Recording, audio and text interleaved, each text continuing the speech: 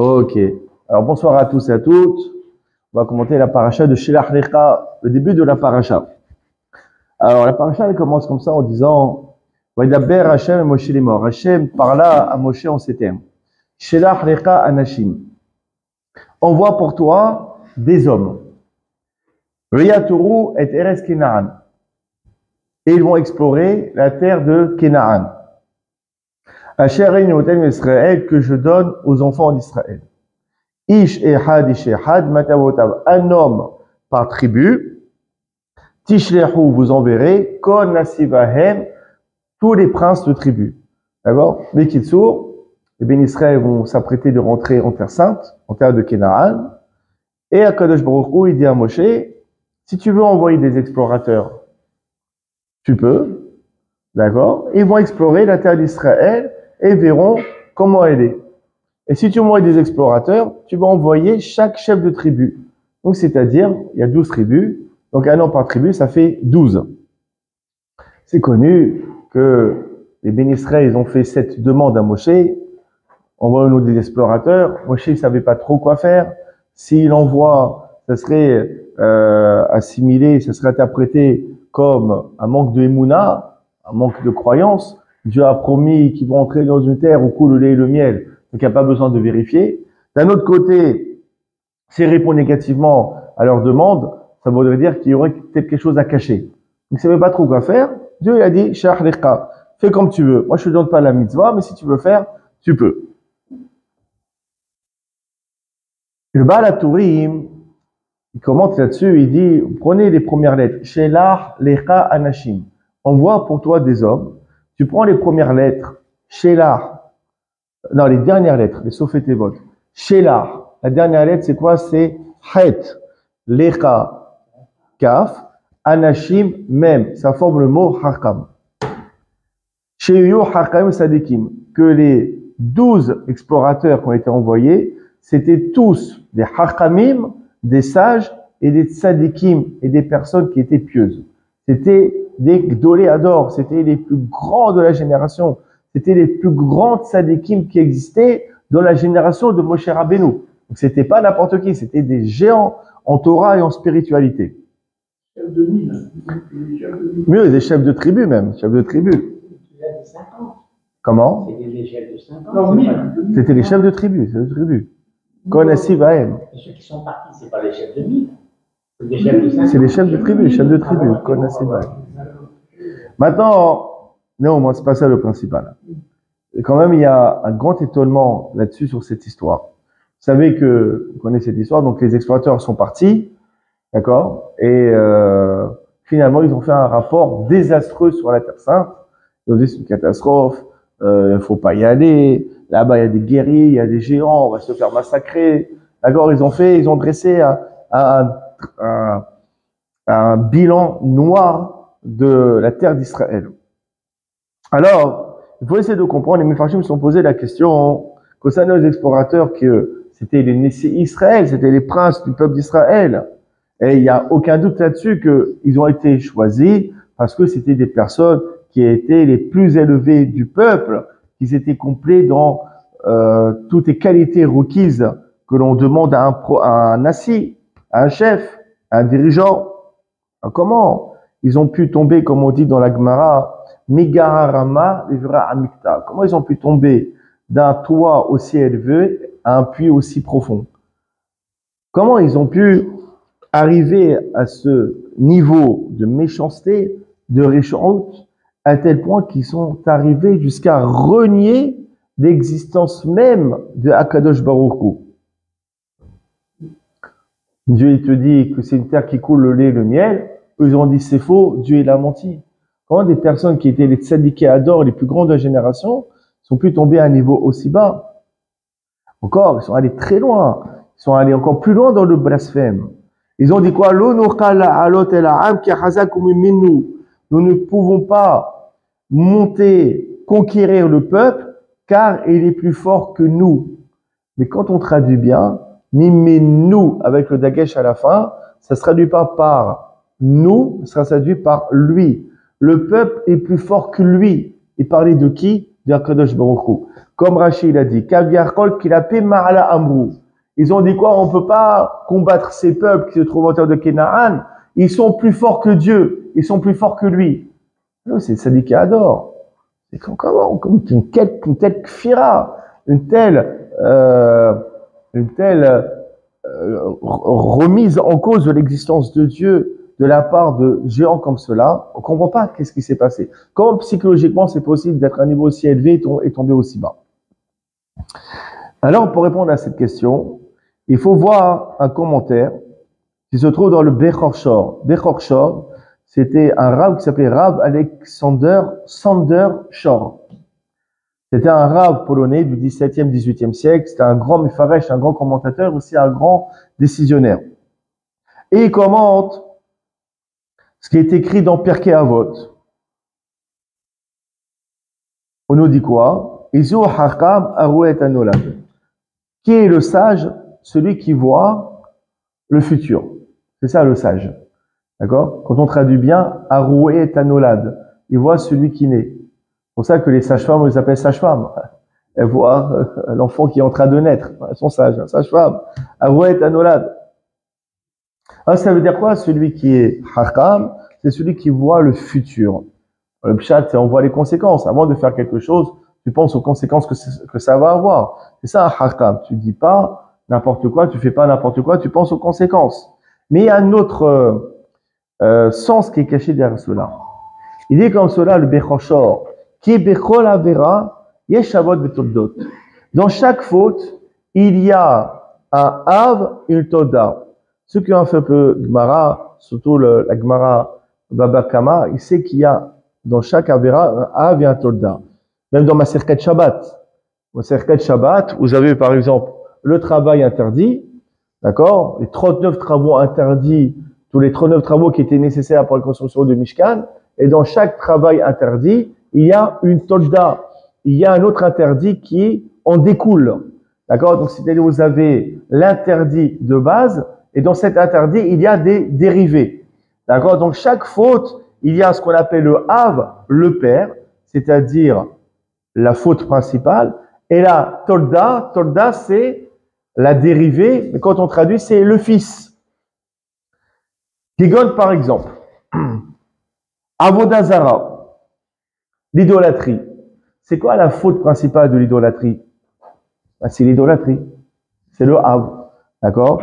C'est quoi? Ha'av ou Shoved Avodazara Mamash. C'est bien, il va voir Bouddha, il lui sert une orange, c'est l'Avodazara. Ou bien il va prendre Hare Krishna, il lui offre un sacrifice. C'est Avodazara. C'est l'idolâtrie. Vehavaldot. C'est quoi maintenant le fils? Les dérivés de l'Avodazara. C'est une bonne question. Oui, c'est quoi? Le dérivé de l'Avodazara. Emgasut Arwa, l'orgueil. L'orgueil, c'est le fils de l'Avodazara. C'est le dérivé. On dit dans le premier chapitre de Sota, page Dalet, au début de Maserhet Sota, Dalet Amud Bet, De'ahava k'Avodazara. L'orgueil, c'est comme l'idolâtrie. Encore autre chose. Une autre dérivée de l'idolâtrie, c'est quoi à votre avis? Oui, une autre Gemara, dans Baba Batra, page Yud, page 10, Amud Aleph. Tout celui qui ferme ses yeux de la tzedaka, qui enveille l'Avodazara, comme s'il fait l'Avodazara. Vous avez de l'argent en poche, si on n'a pas, on n'a pas. Vous avez de l'argent en poche, vous voyez un pauvre qui se dirige vers vous, vous changez de trottoir. D'accord? Genre, j'étais pas là. Qui enveille l'Avodazara, c'est comme idolâtrie. Imagine un petit peu. Pirek Halek, dans Sanhedrin, page 92. Une dérivée de l'Avodazara. Tout celui qui ne tient pas sa parole. Il a promis quelque chose, il ne le fait pas. Qui enveille l'Avodazara, c'est comme idolâtrie. Donc tu as l'idolâtrie, il y a plein de dérivés de l'idolâtrie. L'Avodazara, c'est le Av, le père, et toutes ces interdictions-ci, ce sont les fils de l'Avodazara. Alors, Berkot, Sheken, la plupart des raisons, elle dit la Gemara, Mishelo Mekayem Tikal Kaf, Ohin Sedek. Pareil aussi, vous savez, quand on faisait des chèques. Ok, tu me promets, promis. Tac, tac, on se fait des chèques. C'est pas on est dans un gang à Harlem. Vous savez, quand on fait ça, c'est pas anodin. Ça, c'est joie. C'est un serment. C'est on a juré. D'accord? Quand on a checké, c'est fini. Celui qui tient pas sa parole après un check, qui appelle Tekiat Kaf, c'est fini. C'est fini pour lui. C'est comme si qu'il a fait l'arbre d'Azara. Il est comme un idolâtre. Dans les mariages en Israël, dans la Ketouba, a marqué que le mari il s'engage à respecter toutes les clauses de la Ketouba, Bitkiat Kaf, en checkant la main de la femme. Et il y a des cérémonies où le rabbin, il demande au mari, au moment de la remise de la Ketouba, de checker sa femme. Alors il a juré de respecter les clauses de la Ketouba. Celui qui ne respecte pas, qui loue en d'Azara. Encore autre chose. Il dit le Berkochor, dans les interdits sexuels, Gilou Arayot, c'est le Av, c'est le père. C'est quoi les toldot, les dérivés? Amikarev al-Anashim Asorot, celui qui se rapproche des femmes qui sont interdites, mais il fait rien avec elles, il fait rien. Il transgresse le père, il interdit. Non. Bikritsat Anaïm, il fait des clins d'œil. Je suis très mauvais dans les clins d'œil. D'accord? Il n'est pas parti avec elle, il n'a rien fait. Mais quand même, d'où tu fais un clin d'œil? Une femme mariée, une femme qui t'est interdite. Archouma. Alors, c'est quoi? C'est une tolda. Varamosi, ou bien avec des allusions. Et maintenant, avec le téléphone, des emojis, cœur, live, comme ça, les bisous, comme ça. C'est des toldotes, ça. D'accord? Donc, il y a le Av, il y a la tolda. Aussi, nos maîtres, ils ont dit, regardez ça, c'est choquant. J'ai dit à mon fils tout à l'heure, ma circuit sauta à page d'alette. Écoutez bien, soyez prêts, accrochez vos ceintures. Tout celui qui mange du pain sans étilat, sans se laver les mains, qui loue bas Aïcha Zona, comme si qu'il allait avec une prostituée. Rien que ça. Imaginez un petit peu. Vous avez Gilou Arayot interdit, mais il n'y a pas que ça. Il y a plein de toldot, de dérivés. On continue, il dit le Berkanchor. C'est que le début du cours en plus. L'assassinat, les fusions de sang, l'interdiction de tuer. C'est quoi le père, le Av? Ne pas tuer. Mais il y a plein de dérivés là-dedans. Vous savez qu'on tue tous les jours, on passe notre vie à tuer sans se rendre compte. Amro, Hazal, Perek Hazal, nos maîtres, ils ont dit dans Baba Metsia, page Hat, une dérivée de l'assassinat. Comment on tue quelqu'un sans le tuer? Comment? Eh oui. Encore pire, regardez, pire que ça. Celui qui humilie son prochain en public. C'est comme si qu'il l'ouvrait et qu'il faisait couler son sang. Quelqu'un en public, tu lui fais honte, mais tu le tues. C'est-à-dire même, il préférerait être mort plutôt que de vivre cet instant. Et sait pas où se cacher, il est humilié, il sait pas quoi répondre, il en est tremblant, il en balbutie. Tu le mets dans un état. Chauffer Tamim, dit l'Agmara, c'est quoi? C'est que le sang, il monte, et après, il se vide de son sang. Il rougit, et après, il blanchit. C'est quoi tuer quelqu'un? C'est le vider de son sang. Quand tu l'as fait honte, tu l'as vidé de son sang. C'est quoi? C'est l'assassinat. Donc, vous avez le père, c'est l'assassinat, et vous avez le fils, la dérivée, faire honte en public. Et ça, c'est pareil dans tous les interdits de la Torah. Tous, sans exception, vous avez l'interdit, vous avez ce qui en découle. Mais la zé ambrou, maintenant on comprend ce que nos maîtres ils ont dit dans Pirkei Avot. Et zéo hakam, c'est qui celui qui est hakam? C'est qui celui qui est sage, qui est intelligent? C'est quoi?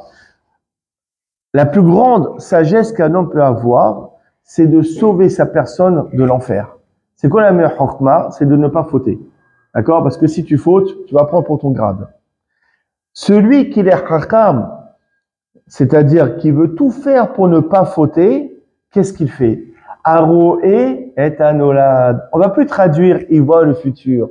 Non, il voit le nolad, ce qui naît de la faute, ce qui découle de la faute. Il voit le dérivé de la faute. Chez l'Oyoma, il ne faut pas qu'un homme il dise, Arini Mishma Minavod Davertar. Moi, je me contente de ne pas transgresser la faute principale. C'est ce qui compte. Respecte les 613 mitzvot. Les fautes principales, je ne les fais pas. Mais ce qui en découle, les dérivés, c'est pas grave. Et là, Shir Enir Payam Tamil Ishamem Matod, il va dire quoi? C'est quoi l'essentiel? c'est que je fasse pas l'idolâtrie. Si maintenant je m'énerve, ou je suis orgueilleux, ou je tiens pas ma parole, ça c'est que des dérivés. Les dérivés, c'est pas grave. Moi, je veux pas avec des femmes interdites. Mais j'envoie des textos à 3 heures du matin à des femmes qui me sont interdites. D'accord? Mais je fais rien. C'est un jeu. Je m'amuse. D'accord? Je mange sans me laver les mains. C'est pas grave. J'ai rien fait de mal. D'accord? Ça veut dire quoi? Bon, j'humilie les gens en public. Mais tuer quelqu'un, concrètement, je vais jamais le faire. Non, celui-là, il n'est pas hakam. C'est quoi le hakam? C'est celui qui veille à ro'et anolad. Il voit les dérivés de chaque avérote pour s'en préserver. Même ce qui découle des fautes principales, il ne les fait pas. C'est ça le hakam. Commentaire extraordinaire de Berkhocha. D'accord? Et d'ailleurs, c'est explicite dans la Gemara. Ce qu'il dit de Berkhocha, on le voit, regardez. Dans ma Serket Shabbat, page Koufé, page 105, Amoud Bet. Celui qui déchire ses vêtements dans sa colère. Et on a marre, vous me saoulez tout, j'en ai marre. Hulk. D'accord, il arrache sa chemise. Ou bien il casse les ustensiles dans sa colère.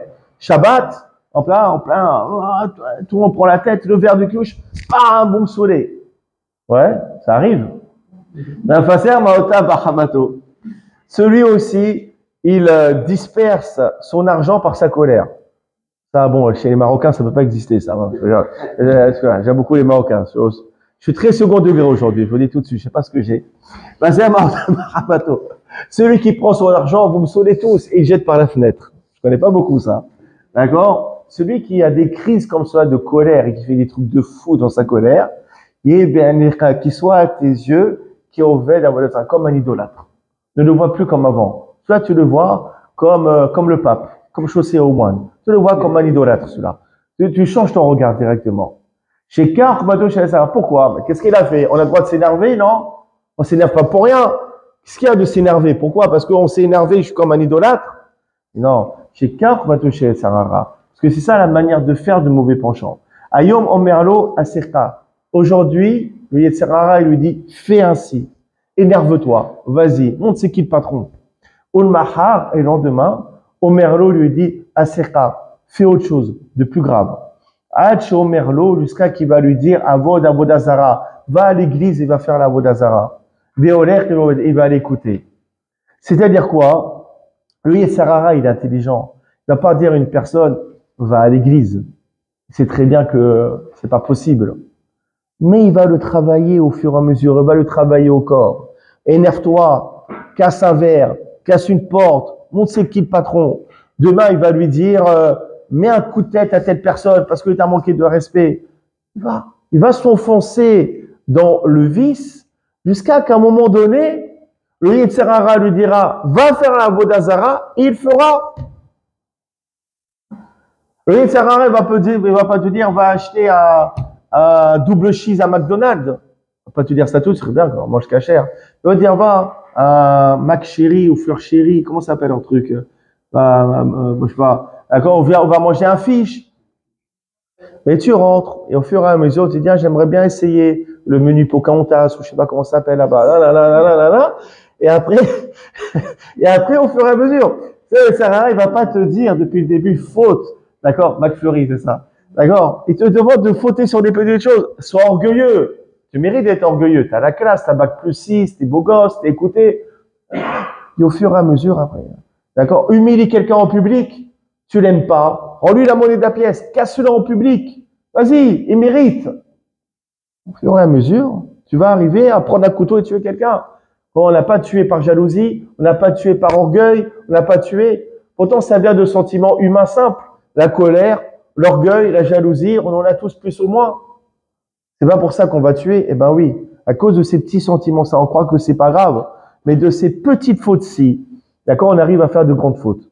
C'est-à-dire quoi? Si on transgresse les dérivés des fautes, on peut être certain qu'un jour, le Yetzirara, il a le temps, il n'a pas le même temps que nous, il arrivera à nous faire fauter des fautes beaucoup plus importantes, beaucoup plus grandes. C'est pour cela, si tu transgresses les toddot et dérivés, tu vas transgresser les avot. Qui est la personne qui est hakam, qui est intelligente, c'est il se préserve même des nolades, même des petites fautes, même de ce que découle, il fait attention. celui-ci, il est haka. Parce qu'en se préservant de cela, tu peux être sûr qu'il ne va pas transgresser les fautes principales et avot. Très beau ce commentaire de Berkosha. Il y a une autre allusion d'ailleurs. Vous savez, quand Yaakov il est parti pour retrouver son frère, il y a marqué comme cela qu'il a rencontré qui? L'ange spirituel de Aïsav. C'est qui l'ange spirituel de Aïsav? C'est le mauvais penchant. C'est le Satan, c'est le mauvais penchant. Il y a marqué quoi? Il y a eu une lutte. Yaakov, il prenait le dessus. WWF, un match de catch incroyable. Vayar Kilo, Yarkolo, il a vu que l'ange, il pouvait rien faire contre Yaakov. Vaïga Berka Ferreko, il a frappé où? Il a frappé Berka Ferreko, au niveau de son flanc. D'accord?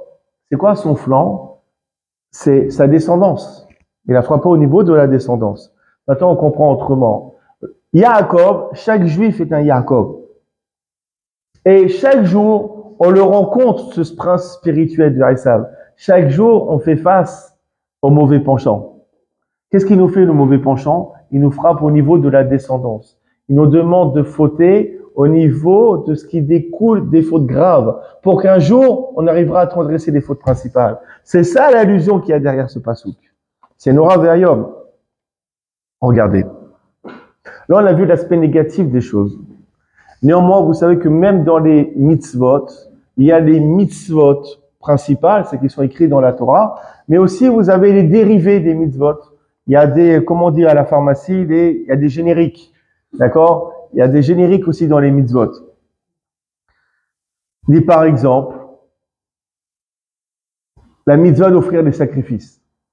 D'accord? Eh bien, il y a un remplacement. Il y a des génériques, c'est quoi? Il y a une tolda, c'est quoi? Alors, oui, la tfila, ou le chazak, mais aussi le fait, le fait d'étudier ces passages-ci. On dit quoi de Masechet Menachot, page Kuf Yud, Kol Osek Betorat Hatat, tout celui qui étudie les lois du sacrifice expiatoire Hatat, qui écrit au Hatat, on considère qu'il a offert un sacrifice Hatat. Mais Kol Osek Betorat Hacham, que le écrit Hacham, pareil pour tous les sacrifices. Donc dans toutes les mitzvot, vous avez la mitzvah, et vous avez aussi des dérivés des mitzvot, vous avez des équivalences, d'accord, dans les mitzvot. Et d'ailleurs, tout ce qu'on vient de dire, ça va nous aider de comprendre aussi une autre Mishnah dans Pirkei Avot, page Dalet. Mishnah, on comprend rien. Ben Azayomer, Ben Azay, il dit, Verat se mitzvah kala keba hamura. Cours pour accomplir une mitzvah kala, peu importante, keba hamura, comme pour une mitzvah importante. Ovoreach min avera. Et éloigne-toi de la faute. Pourquoi? Chez mitzvah, gored mitzvah, parce qu'une mitzvah engendre, attire une autre mitzvah. Va avera, gored avera. Et une faute amène une autre faute. C'est-à-dire que la dynamique, elle devient mauvaise.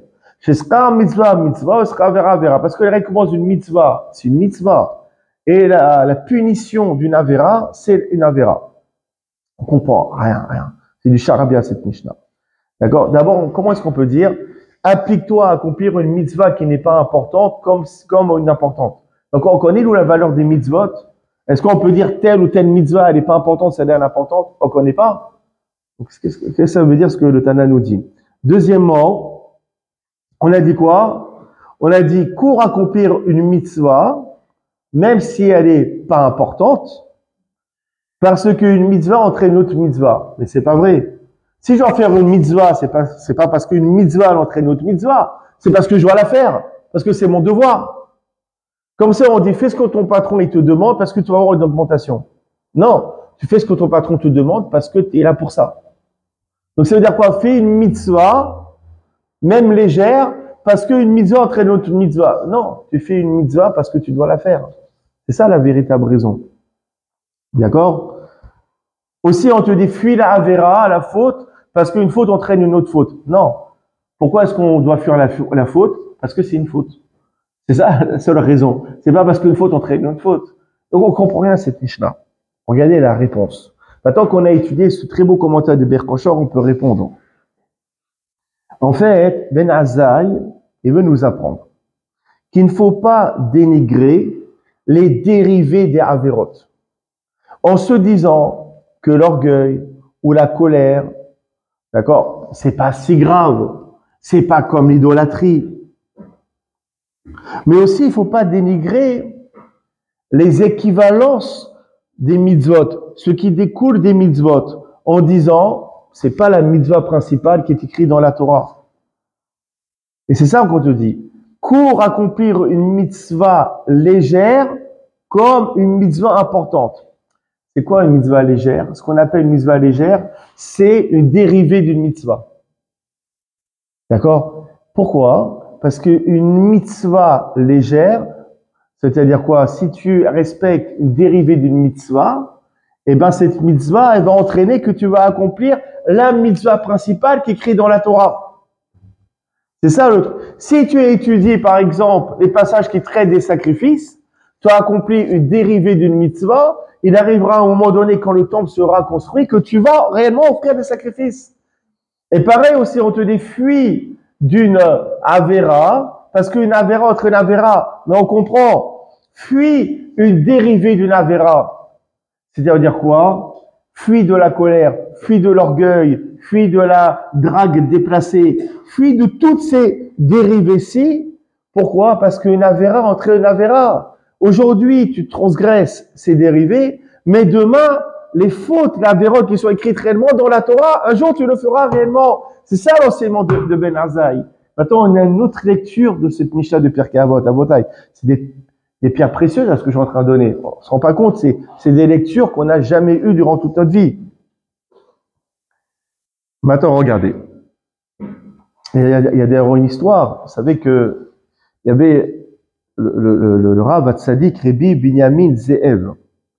Il avait rencontré le José de Louvrin, un des plus grands poskim et commentaires de l'histoire, 18e siècle en Pologne. Et ils ont commencé à parler. Vous avez le Rav, donc le Rav Rabbi Binyamin Ze'ev, il pose la question au José de Louvrin. Et il dit, non, je comprends pas. Il dit, les rabbins, ils exagèrent quand même dans le Talmud. Remarquez quoi? Kol hakoes ki oved avodah zara. Dans le Zohar. Tout celui qui s'énerve, c'est comme si il pratique l'idolâtrie. Il dit, oh, c'est pas abusé. Ça va, celui qui s'énerve, il s'énerve. Ça va, on a tous des hauts et des bas. On nous a cassé les pieds toute la journée. On peut s'énerver un bon coup quand même, non? C'est pas grave. Pourquoi il dit, c'est comme kilo oved avodah zara? Ah, sota, kol sheshvo kasota roi kilo oved avodah zara. D'accord, celui qui a de l'orgueil, c'est quand c'est qui fait l'idolâtrie. Alors, qu'est-ce qu'a dit la Gemara? Et qu'on vient de le déraciner comme un arbre sur lequel on a pratiqué l'idolâtrie. Ça va, il est orgueilleux. Bon, ok, c'est un péché mignon. Pourquoi une telle sévérité? Alors, vous savez, c'est le José de Louvrin, qui pose la question à Rabbi Binyamin Ze'ev. Alors, regardez comment il dit. Il dit, lorsque Hachamim, ils ont donné ces équivalences, ces similitudes, c'est pas pour charger le fauteur encore plus. Non, c'est pour donner plus de mérite à celui qui s'en abstient. C'est-à-dire quoi? On dit, dans ma Masechet Kilushin, page Lametet, Amud Bet, Yashav, une personne, elle est assise. Velo Avar Avera, elle ne faute pas. Elle est assise, elle fait rien de mal. Notino Sarka, on lui donne la récompense comme s'il avait accompli une mitzvah.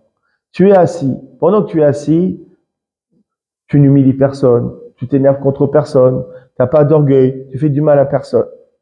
Et ben, pendant ces moments d'oisiveté, toutes les avérotes que tu aurais pu faire et que tu ne fais pas, on te donne une récompense.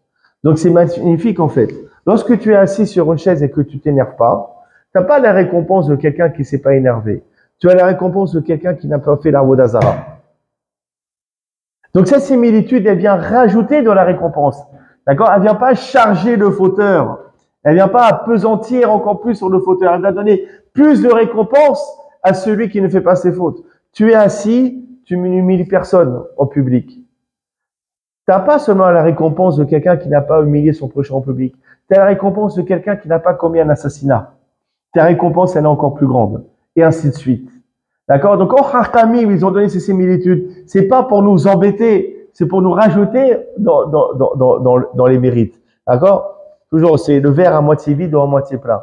D'accord? Soit tu as une mauvaise lecture de ce que font Hakamim, mais quand tu changes ton regard, tu vois le bien fondé de chacune des takanot. Regardez, il y a le Harizal qui dit quelque chose de très très beau. Dans Sha'ar Gilgolim. Je vous le lis dans les mots du Harizal parce que c'est extraordinaire. Da, sache, qui est Adam, savait chez Kayem Kolatara Mitzvot. L'homme, il a devoir de son vivant d'accomplir les 613 mitzvot. Maintenant, s'il a accompli 612 mitzvot, il en manque une seule. Alors son âme, elle est manquante d'une mitzvah.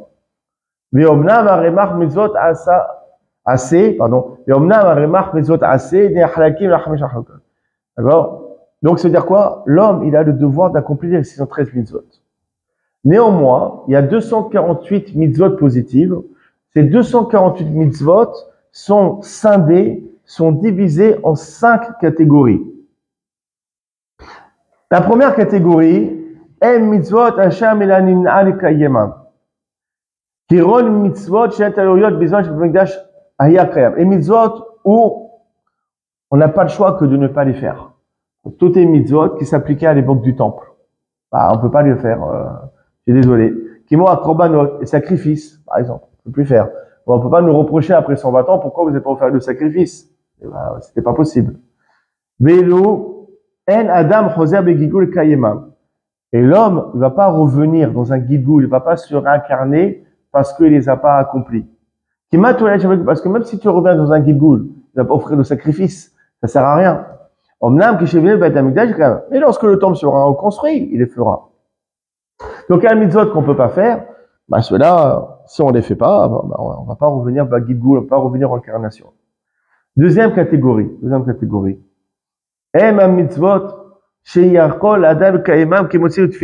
Maintenant, on parle des mitzvot que l'homme, il peut accomplir. Tzitzit, tefilin, par exemple. Et s'il les accomplit pas, il devra se réincarner de nombreuses fois, jusqu'à qu'il les fasse toutes. Les mitzvot, Shabbat, Tzitzit, Tefilin, Tzedaka, d'accord, Megillah, Hanouka. Si on ne les fait pas, la personne devra se réincarner Hata, jusqu'à qu'elle va les faire. Mais au fait, Kimi, chez Shekeba, nous galgal de Kem Ksad mitzvot, Nalo Begigozek, chez mitzvot, Haseron, Meno, Shekano, Alka. Maintenant, un homme, vous voyez ce qu'il dit le Harizal, si une personne n'a pas accompli des mitzvot qu'elle devait faire et qu'elle pouvait faire, lorsque elle revient sur terre, il y a une possibilité qu'elle faute encore plus qu'avant dans son autre vie. Troisième catégorie, il y a d'autres mitzvot qu'il n'y a d'obligation de les accomplir uniquement si elles se présentent à nous. Par exemple, chez Hakem, vous savez, la mitzvah, vous avez un nid avec des oiseaux, il y a une mitzvah de jeter la mer et de prendre des œufs. Mais ça, si ça se présente à nous, il n'y a pas de mitzvah de rechercher cette mitzvah. Qui carré qu'un tzipor, lorsque ça se présente à toi, on ne te demande pas de rechercher. Toutes ces mitzvot-ci que on doit les faire uniquement si elles se présentent à nous. Là aussi, d'accord, c'est possible qu'ils se réincarnent pour les faire.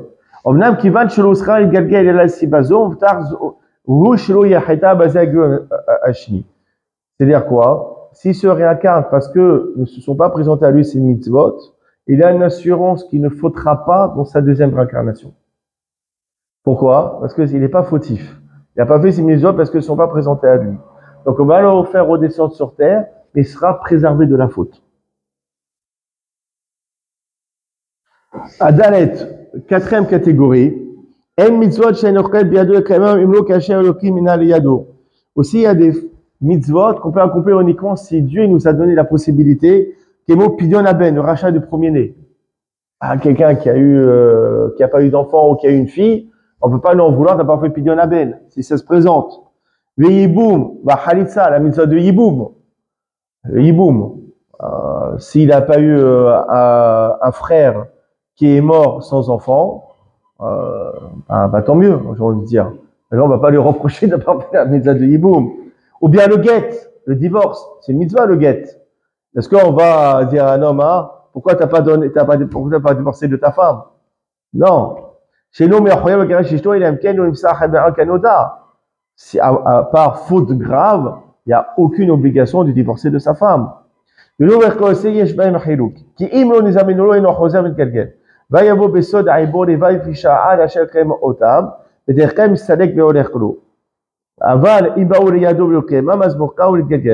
un peu Kabbalah.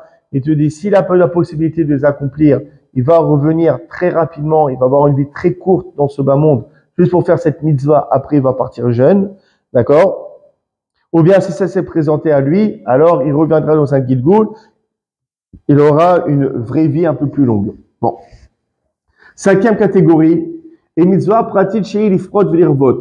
ויש המצוות שאדם יחייב לרדוף בקיימה ויראה משוחד בידו לקיימה ויחמור כמזאת, je ne traduis pas, c'est pas la peine, c'est Kabbalah. Shishit, mitzvah pratique vehi la'asok b'Torah. 6e catégorie, c'est la mitzvah d'étudier la Torah. Vehi shakula ki nirko la mitzvot, kemo shavurazat, kemo Torah kemo olam. L'étude de la Torah, elle équivaut à toutes les mitzvot.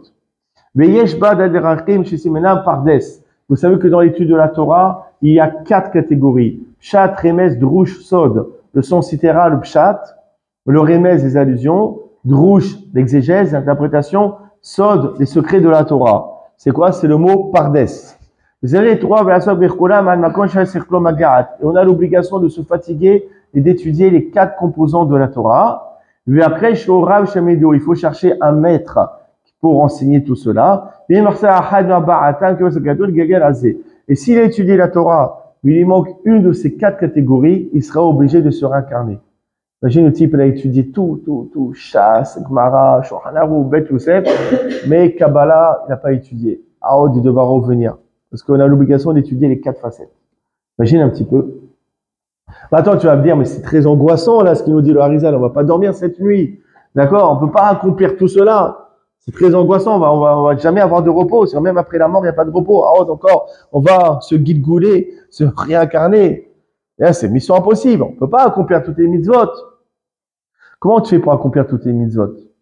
Alors, vous avez le Rav Tzvi Elimelech Medinov, du XVIIIe siècle, qui était l'élève de José de Louvlin, qu'on a parlé tout à l'heure. Il dit comme cela. Chez Kol mitzvah ou mitzvah yesha alafim rabim. Dans chaque mitzvah, il y a de nombreuses branches. C'est quoi les branches? Ce sont les dérivés. Donc effectivement, les mitzvot en elles-mêmes, on ne peut pas toutes les accomplir humainement, matériellement, physiquement, c'est impossible. Et comment on peut accomplir les dérivés de chaque mitzvot? Si tu accomplis les dérivés de chaque mitzvot, on va considérer que tu as accompli la mitzvah en elle-même. Donc par conséquent, tu peux te reposer dans le Gan Eden et sans avoir le besoin de retourner encore dans ce monde-ci. Et maintenant, on va répondre à notre question. On revient à ces fameux explorateurs, comment d'un niveau aussi élevé, ils ont pu tomber aussi bas. Il n'y en a que 2, Yoshua et Caleb qui sont sortis, les autres, c'était une catastrophe. Il n'y en a que 2 qui sont sortis, exactement. Mais les 10 autres, comment ça s'est passé? Alors, vous avez le Zera Kodesh, Rav Naftali, Tzvi Horowitz, au 18e, 19e siècle. Il commente ce passouk suivant. Le passouk, regardez, il est redondant, il est répétitif. Shelach lecha nashim, envoie pour toi des hommes, Viatouru et Eres Kenaan, et ils vont explorer la terre de Kenaan, Asher inoten ibn Israël, que je donne aux enfants d'Israël. Il y a un mot qui est en trop dans le verset. C'est la terre de Kenaan qui est en trop. Et le passouk, il aurait pu dire, ils vont explorer la terre que je leur donne. On sait qu'il s'agit de la terre de Kenaan. Pourquoi le verset, il a besoin de préciser, ils vont explorer la terre de Kenaan que je leur donne? Ce terme, terre de Kenaan, il est superflu. Il est en trop. Alors, il répond comme cela, le Zera Kodesh. Yesh Lomar, il est élu de dire ainsi.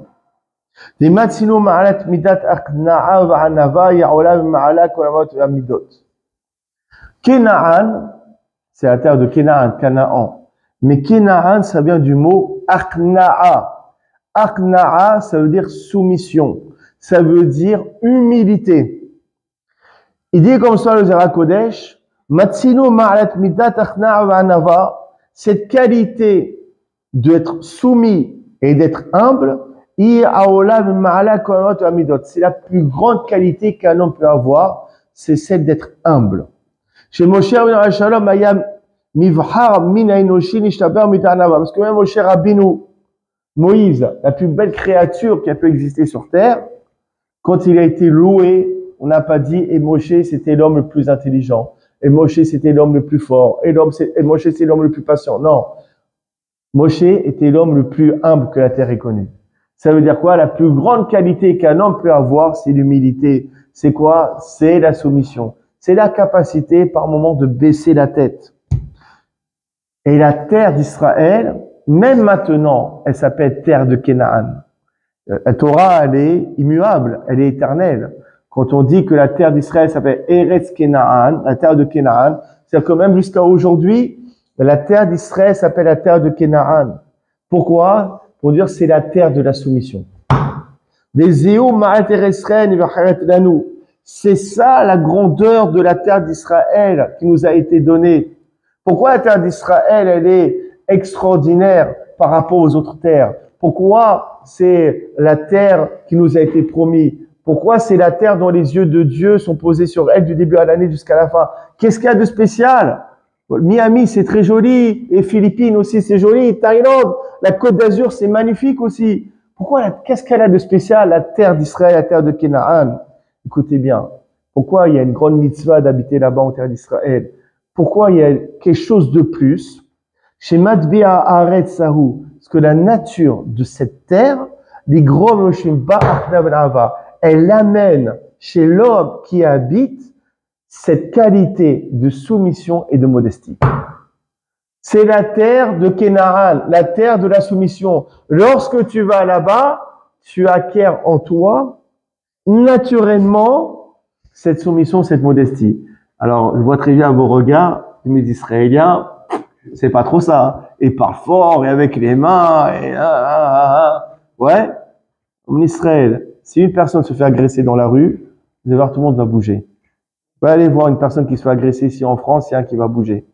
S'il y a quelqu'un qui n'a pas au passé Shabbat, il va y avoir 20 personnes qui vont l'ouvrir la porte là-bas en Israël. Si une personne n'a pas de quoi manger, il y aura plein de personnes qui vont venir chez elle pour l'offrir un caddie.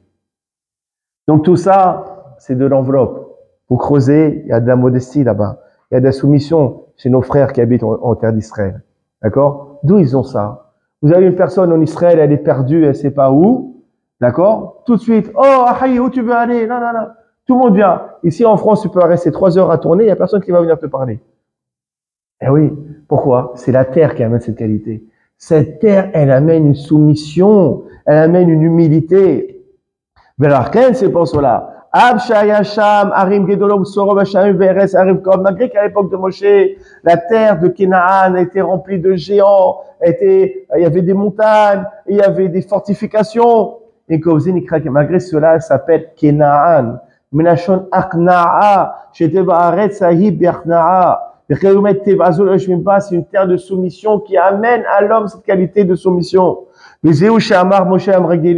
Joli bam lazé David ma'ala nifrash et quand même Tebar. C'est pour ça Moshe il leur dit quoi? Vous allez explorer la terre de Canaan.